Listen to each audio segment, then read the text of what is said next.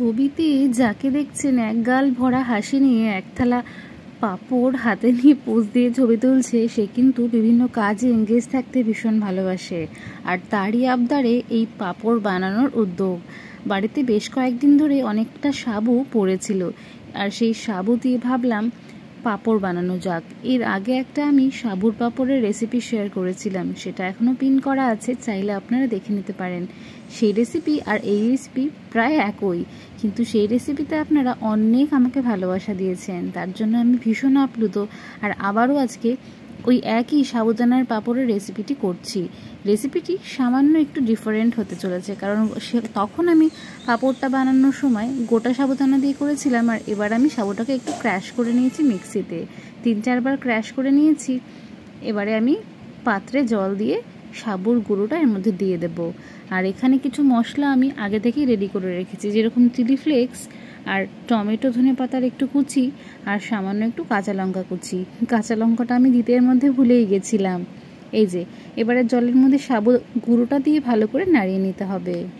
সাবুর গুঁড়োটা দেওয়ার সময় জল ঠান্ডা থাকলে বেশি ভালো হবে। আর এখানে আমার ছেলের সঙ্গে কথা বলতে বলতে জলটা একটু উষ্ণ গরম হয়ে গেছিলো, এই জন্য কিছুটা পরিমাণ সাবু দলা হয়ে গেছিলো।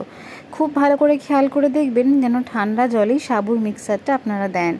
এই যে এবারে পছন্দ মতো মশলা, যেরকম বেশি করে কালো জিরে, টমেটো কুচি, ধনেপাতা কুচি, সামান্য পরিমাণ নুন আর চিলি ফ্লেক্স দিয়ে ভালো করে আঠা আঠা করে এটাকে আমি জাল দিয়ে নেব। দেখবেন বাড়িতে বাচ্চারা একটু রং বেরঙের খাবার দিলে ভীষণ এক্সাইটেড হয়। আর বাচ্চাদের যে কোনো সময় কাজে এঙ্গেজ করতে চাইলে বা বড় হয়ে তারা যাতে কাজ করাটাকে কোনো রকম ভয় না পেয়ে ভালোবাসার সঙ্গে সমস্ত কাজ করে, তার জন্য ছোটোবেলা থেকে বাচ্চাদের ছোট ছোট কাজে এঙ্গেজ করবেন। আমার ছেলে তো এইভাবেই করে, আর আমি সমস্ত কাজ ওকে দিয়ে করাই। মানে এমন না যে কোনো ভারী কাজ করতে দিই যেটা করতে পারছে না, ও ভীষণ এক্সাইটেড হয় সমস্ত কাজ করার জন্য। আর আমি ওর এই এক্সাইটেডমেন্টটাকে কাজে লাগিয়ে বেশ কিছু কাজ ওকে দিয়ে করে নিই। এতে ওর ক্ষতি তো কিছু হবেই না, বরঞ্চ ও সেলফ ডিপেন্ডেন্ট হবে। কারা কারা আমার সঙ্গে একমত তারা কিন্তু অবশ্যই আমাকে কমেন্টস করে জানাবেন। এই যে ভালো করে আঠা আঠা করে জাল দেওয়া হয়ে গেছে, এবার আমি সাবুর পাঁপড়টাকে একটা থালার মধ্যে দিয়ে দেব।